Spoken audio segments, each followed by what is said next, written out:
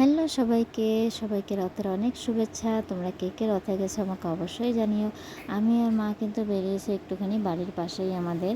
তো ওখানেই আসছি। তো অন্যবারে যাই একটুখানি দূরে, পঙ্কজের সাথে যাই, কিন্তু এবার আর যাওয়া হয়নি, কেন কি শরীরটা আমার সেরকম ভালো না, সেই জন্য বাড়ির পাশেই কিন্তু আসছি, বেশি দূরে যাইনি। তো আমরা কিন্তু অনেকটা তাড়াতাড়ি চলে আসছিলাম, মানে এখন ধরো 4:30 প্রায় 4:45 এরকম বাজবে। তো আমরা তখনই বাড়ি থেকে বেরিয়ে গেছিলাম। তো মা বলছিল যে না একটু তাড়াতাড়ি যাই, তাহলে একটুখানি রথের দড়িটা টানতে পারবো। তো সেই জন্যই কিন্তু আমরা তাড়াতাড়ি বেরিয়ে গেছি। আর এখনও কিন্তু দেখো মেলা টেলা সেরকম কোনো কিছু বসেনি। আর এখানে অ্যাকচুয়ালি যে মন্দিরটাতে, এই মন্দিরটা দেখতে পাচ্ছ, এখানেই হচ্ছে ঠাকুরটা থাকে। তো মন্দিরটা ভাঙা হয়েছে, মন্দিরটা আবার নতুন করে তৈরি করছে। তো সেই জন্য কিন্তু এখানে ঠাকুরটা নেই, ঠাকুরটা এই পাশের একটা বাড়িতে রাখা হয়েছে। তো এখনও রথটা আসেনি, সেজন্যই কিন্তু আমরা সবাই দাঁড়িয়ে আছি। আর দেখো অনেকেই এখানে দাঁড়িয়ে আছে, কিন্তু অনেকে দাঁড়িয়ে থাকলেও কিন্তু এখনও বেশি ভিড়টা হয়নি। তো পঙ্কজ ছিল না, পঙ্কজ একটু দরকারে গেছিলো। তো আমরা যখন বাড়ি থেকে বেরোচ্ছিলাম, তো পঙ্কজ ফোন করে পরে জিজ্ঞাসা করলো যে কোথায় আসছো। তো আমি বললাম যে কোথাও যাইনি, এই বাড়ির পাশেই আসছি। তো পঙ্কজ আবার জিজ্ঞাসা করলো যে যাবে কিনা। তো আমি বললাম যে না এখন আর যাবো না, কেন কি শরীরটা এমনিই ভালো না, আমারও ভালো না, মেয়েরও ভালো না।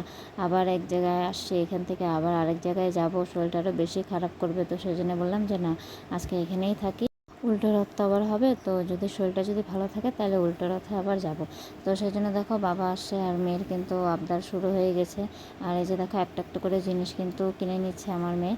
আর এখনও কিন্তু রথটা আসেনি, এখন কিন্তু অনেকটাই লেট হয়ে গেছে, প্রায় 6:30 বেজে গেছে, কিন্তু এখনও রথটা আসেনি। তো সেই জন্য কিন্তু আমরা দাঁড়িয়ে গেছি।